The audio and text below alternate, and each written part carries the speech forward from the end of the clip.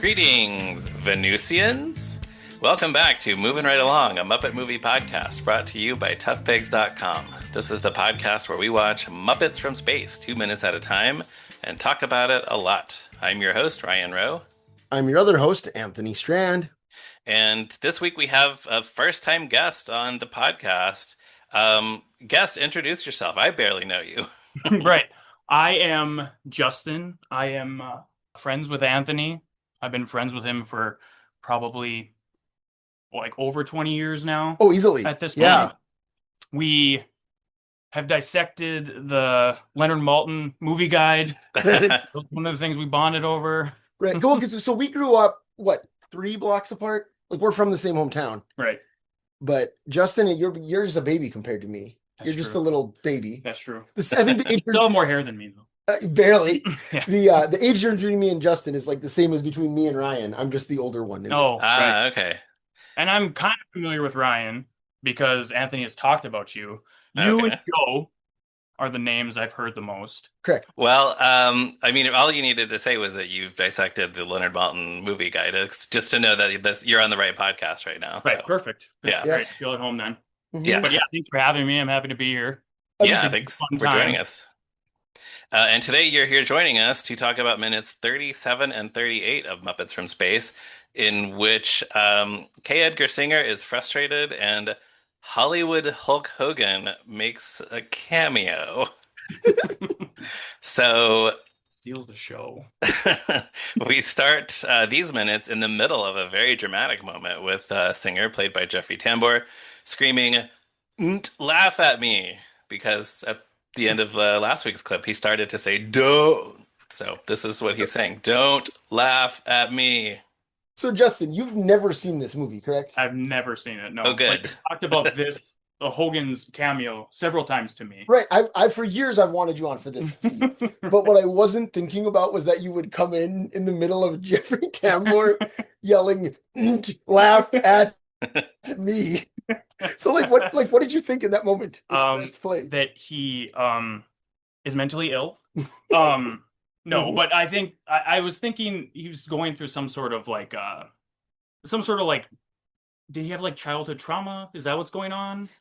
Where he's like, "Don't laugh at me." I guess so. I don't know that we ever actually hear about, because I didn't see the clip before. I don't know. So the movie never really explains it. Like, okay, what we get here is basically all the backstory we're gonna get for him.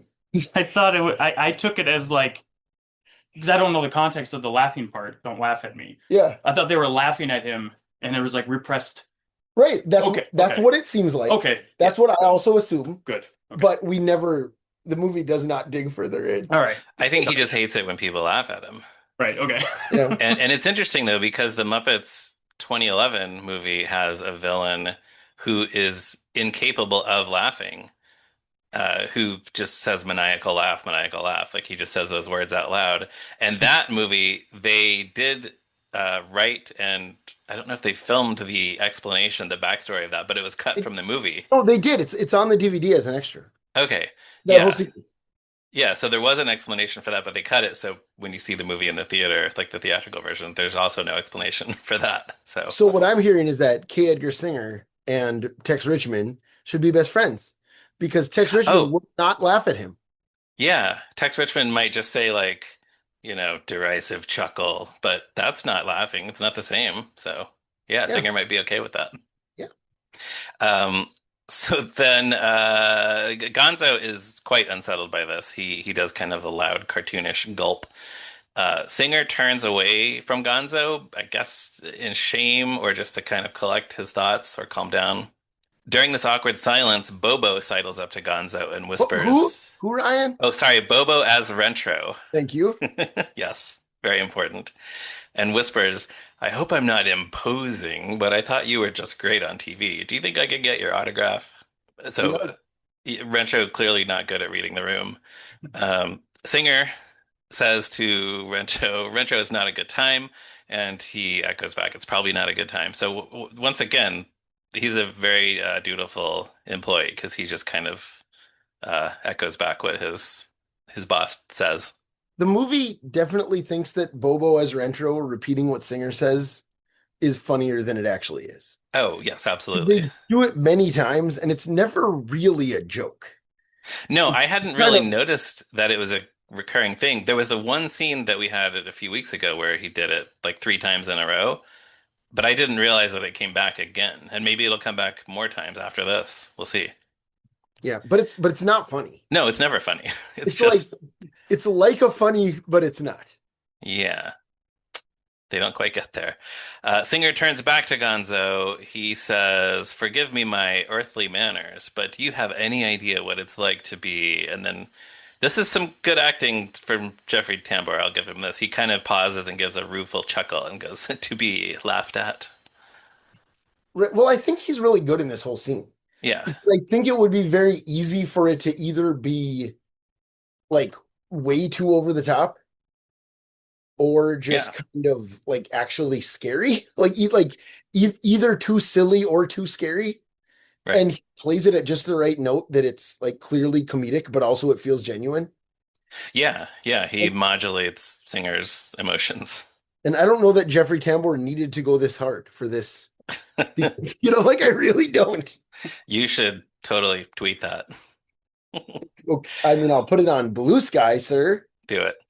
Gonzo says he does. He agrees. He knows what it's like to be laughed at. And Singer continues to be called names like Wacko and Freak Boy. And Gonzo answers in the affirmative to both of these. Singer says, and paranoid delusional psychopath. To which Gonzo replies, got me there. Yeah. So, like you said, Justin, this feels like we're going to get more of this. Like he's going to go full on paranoid delusional psychopath. Mhm. And he doesn't. Like as we will see in future minutes, he Yeah. he never really it's setting it up like he's gonna have a meltdown and then he just doesn't. Like we're gonna see in future minutes that Gonzo and Rizzo go do some other stuff. And next time we see him, he's just like back to himself. So Jeffrey Tambor's character, is he a villain?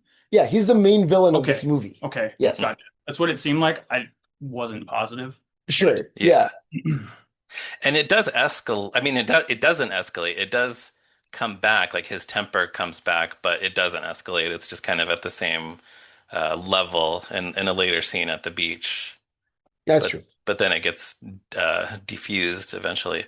What level of villain is he? What? So he's like you mean like how powerful Like, is what he? is his scheme? What is his grand plan? His scheme is just that he learns that Gonzo might be an alien and he wants to prove that there's alien life to impress his boss, Colonel Luft. Is that his The general left. General Luft, which is Pat Hingle. It's Commissioner Gordon from the Yes. the Burton and Schumacher Batman. Perfect. And he's just like, oh, enough of this doctored evidence. Bring me an alien. So he wants to like be a good employee. He's the kind of villain who just wants to be a good employee. Which now that So I'm is this saying like it out Drag loud, Me to Hell? it's exactly like Drag Me to Hell. Yeah. But I would say to the extent that he doesn't care if he hurts Gonzo or Rizzo in the process. He's just dead set on proving himself. Yeah. That's what makes him a villain. Yeah. There's no witch lady at the bank in this one. That would have made things more interesting. Yeah. Um, and now, Singer continues. He says to feel completely alone in this world, and he cracks his neck back and forth as he says this, and I do not like this sound effect. It's horrifying. It sounds like walnuts being cracked. I don't like it. What'd you think about the neck crack? Solid. Sal, you enjoyed it? Effective. Yes. Yeah. I guess it's effectively disgusting. Can I ask a question about this movie in general? Please. Is it bad to interrupt this? No, Pat. Okay. We invited you here as our Right. guest. All Yeah. right, well, thank you. So what happened with this movie? Like it didn't pick up broadly. No, Like, it was not a hit. No. It was not a hit. So, and I understand it's not super popular with fans No, I either. would say it's near the bottom of everyone's ranking. What would you think the reason is for it not being like getting people into the theater in general? That's a good question. Well, it came out in a crowded summer of 1999. Oh, it's like July, right? Yeah, it's July Yeah. of 99. So Star Wars had just come out. Right. Matrix had just come out. Not that these are Star Wars is a family movie, Right. but like that's we haven't talked about this much, but it's also the summer of like Tarzan Hmm. was a big hit. Right. It's the summer of Stuart Little, which was a surprisingly big hit. Hmm. Um, Toy Story 2 is going to be a few months later. Is it getting, is it being litigated at all? Is it getting more? Because I'm a big Halloween fan, Yeah, and within the last like 10 years, it feels like sometimes people list Halloween 3 as their second right. favorite Halloween movie, which was not like, How people did not consider that the case. Yeah, I don't know how if it's the same kind of thing. Although people who, and I don't know if this is how it is with Halloween 3, people who grew up watching this movie, people who were young when it came out or not born yet when it came out and watched it as young children, they tend to like it more than people who were already, teenage or grown up Muppet fans when it came out. Okay. right. Whereas Halloween 3 is, first of all, obviously much earlier in the series. This is the Right. sixth Muppet movie, Hmm. Right. 20 years after the first one. Yep. And whereas Halloween 3 is what? Well, it's 83, 5 years after Halloween, 82, Something like that. something I like feel that. like 82. Yeah. What's Yeah, 77? 78 is Halloween. 78. So Yeah, 80, like 81. It's two. When 81 did is, three? I'm I not think it's exactly sure. 83. But I know that that's the one that didn't have Michael Myers, and that's why it got a lot of flack Right. But now at the people time. just think it's And now like, people are like, it's just the interesting horror movie, right. and it's Yeah, it's based on the. cool. Yeah, it's Yeah. cool and fun, and it has a catchy song in it that sticks with you Oh forever. yeah, for sure. Oh, and the score in general, I'm a fan of really. Yeah. Silver Shamrock. Right. I will say that one way that this is similar is that this is the one with no songs in it. No True. original songs. It has music, Right. but it's mostly like 70s funk songs on the soundtrack. Okay. And even when the Muppets do sing at the end, it's Celebration by Kool and the Gang. It's a cover of that. And it's the only one that basically just feels like a normal 90s kids movie. Right. So I think there is some, like, if it to the extent that it is being reclaimed, Hmm. I think it is those things that are often regarded as negatives. Okay. That there's no original songs. People will be like, yeah, I kind of like that. I like the soundtrack. How many songs are in it in total? There's one song performed by the Muppets, which is Oh, Celebration. are they generally musicals Yes, in general? every other Muppet movie has at least 5 original songs out of it. Mm. Right. And this one has 0. And it's the shortest. It's 87 minutes long. And Right, it just right. feels a lot more like sitcom style hijinks. Like the others, this was partially shot on location, but the others were are either like really elaborate studio sets. It's Muppet Christmas Carol, Right. or it's like the Muppet movie where they're like out in the desert for real, Hmm. or whatever. Yeah. Muppets Take Manhattan, they're like bumming around on the streets of New York. Right. And this one is just kind of like, oh, they're in Wilmington, North Carolina. Hmm. Who cares? Yep. It's much smaller scale, but I think that's kind of what people find charming about it, Yeah. is that it really is just like, let's just hang out with our buddies. Right. They like all share a house and we're just like doing nonsense. Yeah, because the Muppets in general was always just on in my peripherals Right. when you being such a fan, and just like being an American. Right. So like I remember like it being like, wasn't the second season of Muppets Tonight on Disney? Yes. And they would air reruns. Yeah. And I at the Mhm. time I would just wait for it to be over so I could watch Susie Q. Right. Like you cared about like Rizzo, I cared about Justin Whalen. Yes. So that's why, yeah, I'm just kind of getting a broad education right now as much But as you I can. saw it though. You saw Don Rickles and Coolio or whatever. Yes, I remember like Because I remember talking to you about Don Rickles and Coolio. right. And then I know it's like, is it Rocky 3 where he plays the clip Yes. at the beginning of that? Rocky 3 has a clip from Sylvester Stallone's episode of The Muppet Show. Okay. Which is Oh, a real episode. Stallone Right, was right, on The right. Muppet Show. Yeah. So that's the only Muppet movie you've seen in full is Rocky 3. Yeah, pretty much. Right? Yeah. Also Hulk Hogan movie. Hulk Hogan's now, yeah. As we'll get to him shortly. Yeah. Oh, wow. Huh. Yeah, the other thing about this movie's success, or I guess lack thereof, is that it doesn't seem like they marketed it very much. I think Sony kind of gave up for whatever reason. Like they did a couple of like merchandise things and a Wendy's kids meal, but it just seems like they didn't put a lot of marketing effort into this movie. Did they kind of see the writing on the wall a little I bit? kind of think so. Okay. Yeah. I mean, we've talked, I think you and I have, I've certainly talked on the show, but I think you and I have talked about the career of this director, Tim Hill, Okay. who went on to make Max Keeble's Big Move, Oh, Garfield the Tale of Two Kitties, Alvin and the Chipmunks, Hop, Grumpy Cat's Worst Christmas Ever, SpongeBob, Sponge on the Run, The War with Grandpa. The War with Grandpa. iconic. Yeah, that's his Iconic. career. So this is his debut, but like Mhm. I don't know, he worked on SpongeBob and Kablam. Okay. So like that's the background he's coming from. Yeah. You know? And there is something about it that I think it was our previous guest, Carolyn Wiesner, who said that this feels like a 90s Nickelodeon movie. And it kind Yeah. of does in a way that all of the others feel more like real films that you would be not embarrassed to go watch a revival. Clever. And they are You funny know? to adults and kids. And yeah, Okay. right. But Less this of that in this one. Yeah. And in What this else movie, happens in this, Ryan? yeah, in this movie, Rizzo speaks up. He says they're starting to get the general idea, Ed, and he puts his hand on his hip, which is a kind of a funny little puppetry move that Rizzo can do that I always like when he does that. Gives him some attitude. Singer looks pensive. He says, yeah, and he pushes a button on his desk, which causes the doors of the room to open, and in walks this guy, this intimidating looking guy. Bobo recognizes him right away. He says, "It's wrestling legend Hollywood Hulk Hogan." Now, before we get into it, and again, Justin, this is why we invited you here. Perfect. Talk about Right. Hulk Hogan, you know that. Perfect. But before we get into it, I need you to know Mhm. this is the first time in 6 movies that a cameo guest star's name has been spoken out loud on screen. Oh, I think the closest is in Muppets Take Manhattan. Liza Minnelli? No, they don't say Liza's They don't name. say her name. Okay. She says Vincent Sardi's name. She says, "Really, Vincent? A frog?" Right. Liza just walks in and they assume that we know who Liza He is. doesn't address her as Liza. Right. Peter Falk, they don't say even like it's Columbo. They say No. nothing, you know? And Orson Welles is playing Lou Lord or whatever, you know, Right. like they don't say it's Orson Welles. Ladies Yeah, they're and usually gentlemen, not playing Martin, themselves. or whatever. Yeah. But in this one, 6th one, they decided that they needed us to know it's wrestling legend Hollywood Hulk Hogan.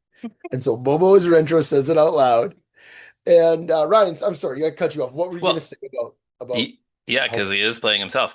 Well, yeah, I think most people know who he was. He was a professional wrestler with I think started out in the WWF, which became the WWE, and was with the NWO, which he mentions later in this cameo. He also appeared in a handful of movies. This is not his only movie appearance, as we also alluded to. He starred in Suburban Commando and Mr. Nanny. I just saw Suburban Commando. not for the first time. No, but again, a young Elizabeth Moss is in that. Oh, is she? Yeah, her cat gets stuck in the tree at the beginning and the end. Is that right? Oh, wow. I just recognized it. And we didn't mention it's December as we're recording this, and of course he also starred in Santa with Muscles. Oh, yes, that's right. Of Can't leave course. that out. You know, actually, I was going to say you know so much more about this than either of us. So please. What I was gonna say about the movies, I like Cher had like a record of like having number ones on the Billboard. Some a chart, like a number one on a chart on the Billboard.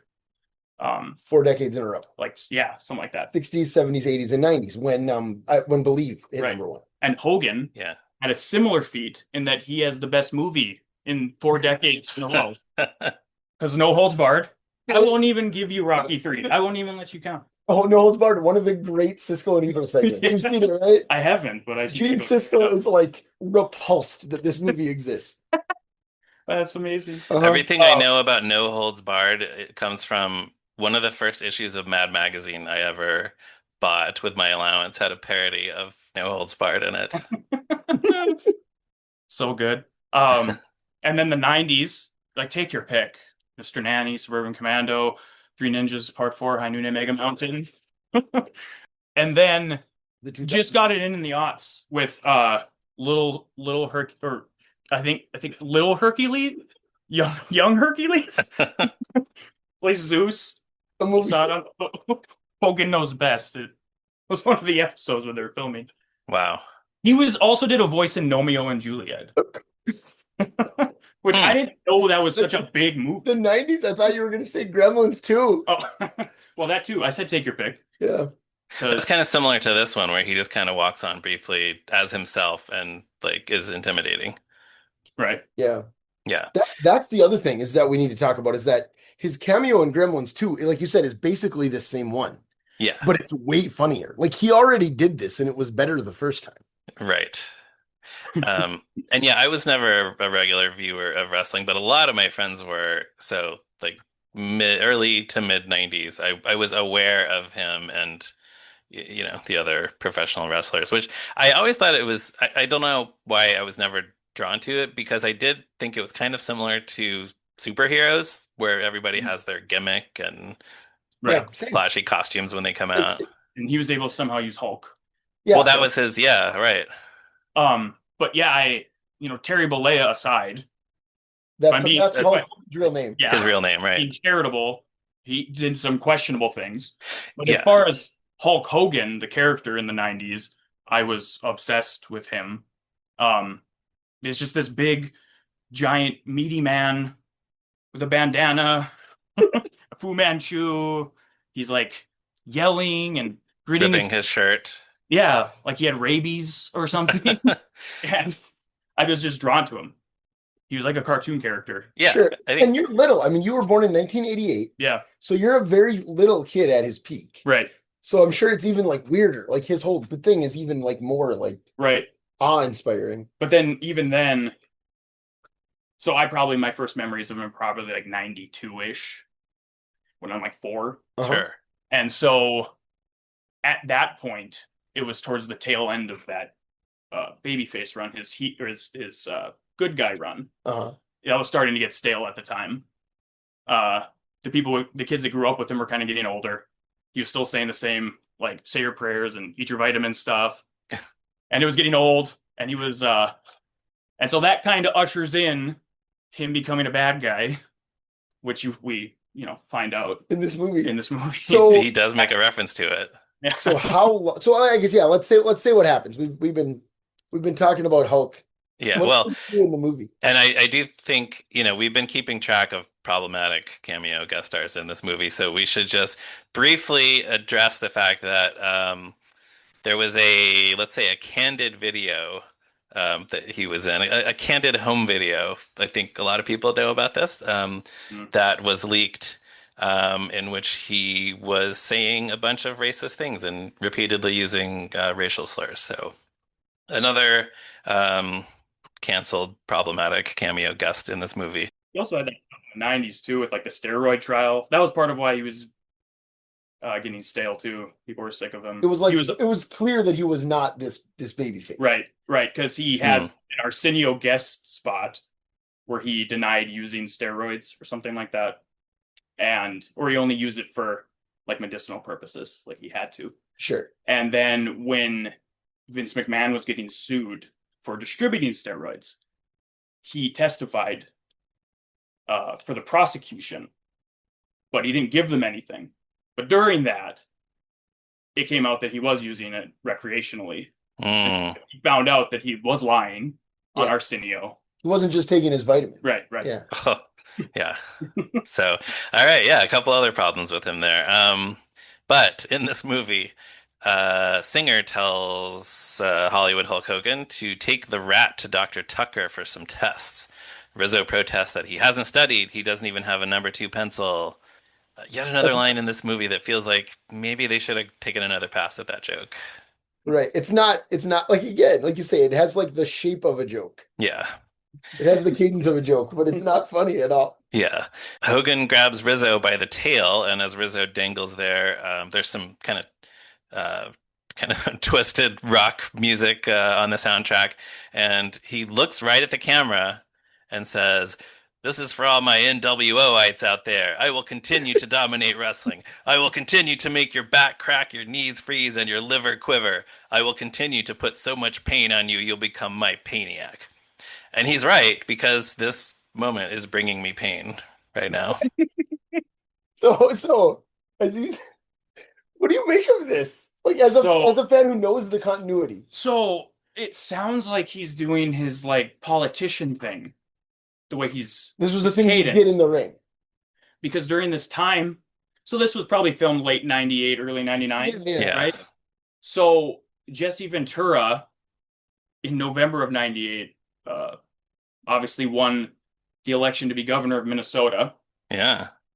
Off the back of that, Hogan says, I'm running for president Uh, as a publicity stunt, which actually I think would be more normalized now if somebody of that oh stature, yeah. they would Yeah. take it seriously. Crazier things have happened. We should note that 26 years later, he spoke at the Right. Republican National Convention Exactly. Also and ripped something, his shirt open. right? Ugh. That's also something that devised fans too. Mhm. Sure. Just making a choice, either way. But Interesting. Is that right? Sure. I suppose so. I suppose so. Mm. well, I mean, that's why Michael Jordan was like, Republicans buy sneakers too, Yeah, right, just right. not Oh, kidding. yeah. So he's doing like it. This is ridiculous. Please. So he's doing his like. It sounds like he's doing that political thing because that was the angle that was going on in wrestling. That angle dies before this comes out. Oh. Sure, I suppose so. If it's tied to the election. Yeah. Or even just him pretending to run, just not like it's gone. In fact, well, this will tie into the I'm a bad guy now. Maybe do you want me to do this now? Yeah, go ahead. So he, by the time this movie comes out, this political thing is done. He is already in the red and yellow again, doing His like, classic look. yeah, doing like a nostalgia tour good guy thing Oh. I had in no idea. July Wow. of 99. So it's this. The wrestling continuity is out of date Yeah, by the time yeah. this movie comes out. So it's insane. So if Muppet fans, yeah, so if Muppet fans went to see this movie and said, "Why is Hulk Hogan in this Muppet movie?" Maybe a few wrestling fans went to see this and thought, "Why is he still acting like bad guy Hollywood Hulk Hogan?" Yeah, so by July, by the time this movie released, he was already doing the good guy act again. So it didn't hold up anymore either.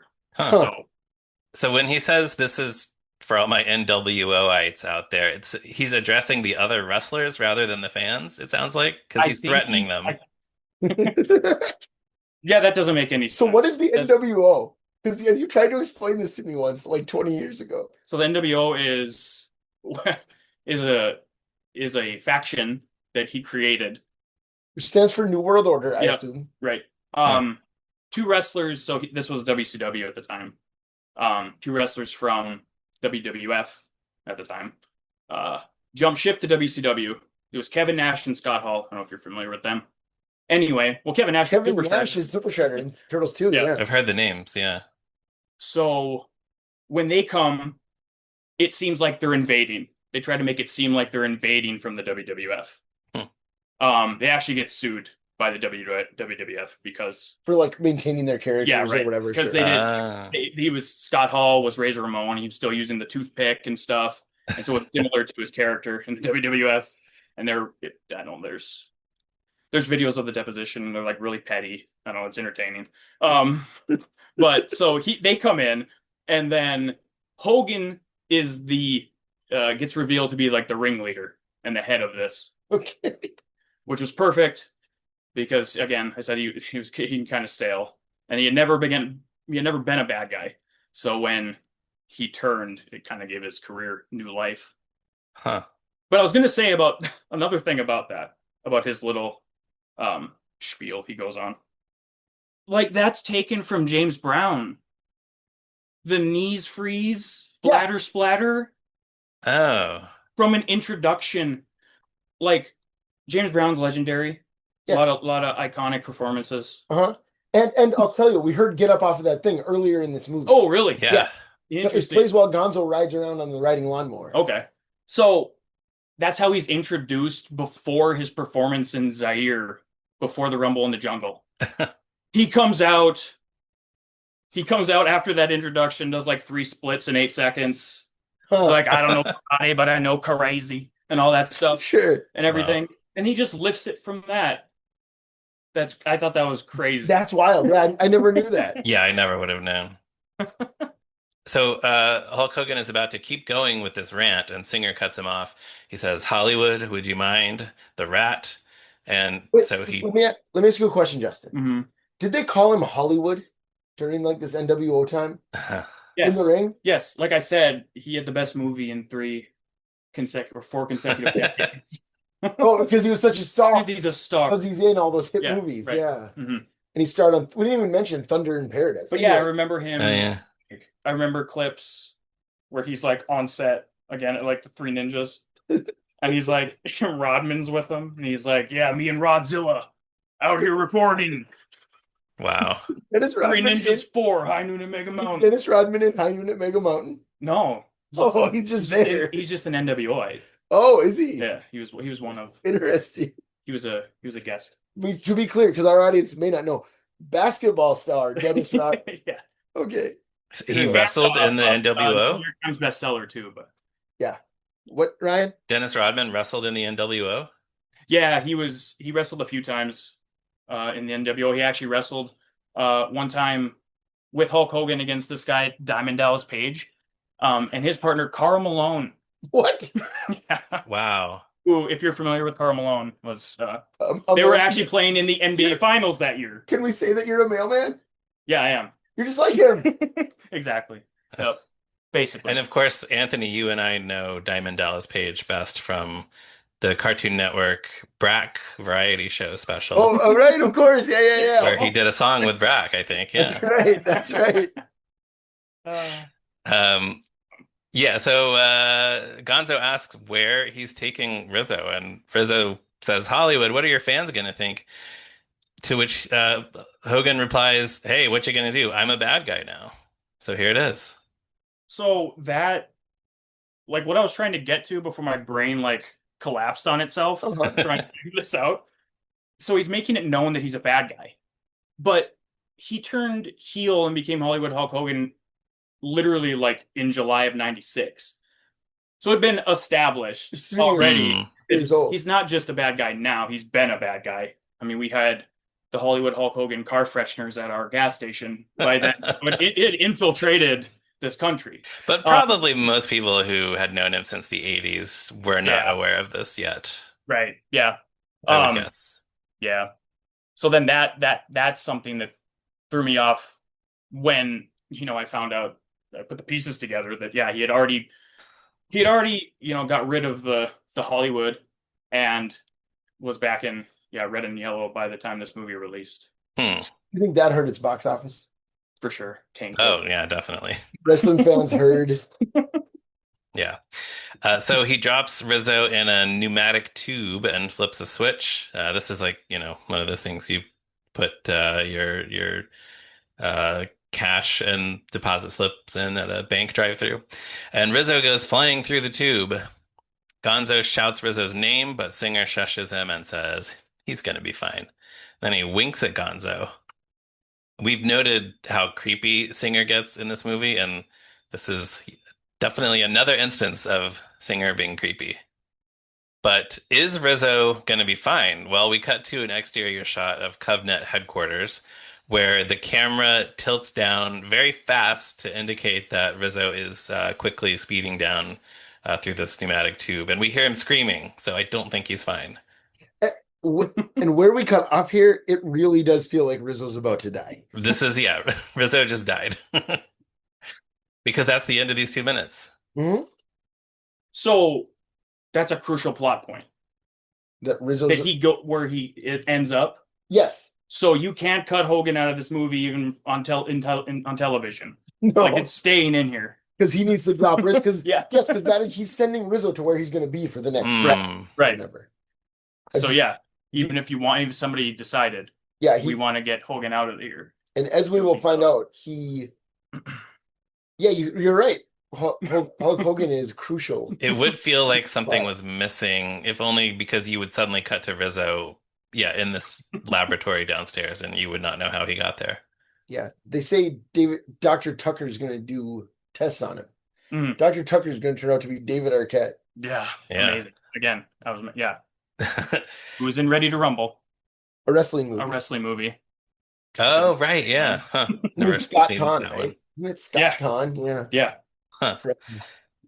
So anything else on these 2 minutes? Justin, starting with you. No, I think we kind of got everything out of my system. Okay. Well, I learned Used a to be able lot to talk about sort of wrestling a little bit, and then yeah, people couldn't leave or avoid me. yeah, I learned a lot about wrestling and Hollywood Hulk Hogan in particular. So thanks. Yeah. I'll never be able to forget it as much as I try. Anthony, anything on these 2 minutes? No, but I will say that's how I always feel about this podcast is that it just allows us to talk about the Muppets and our audience can't leave.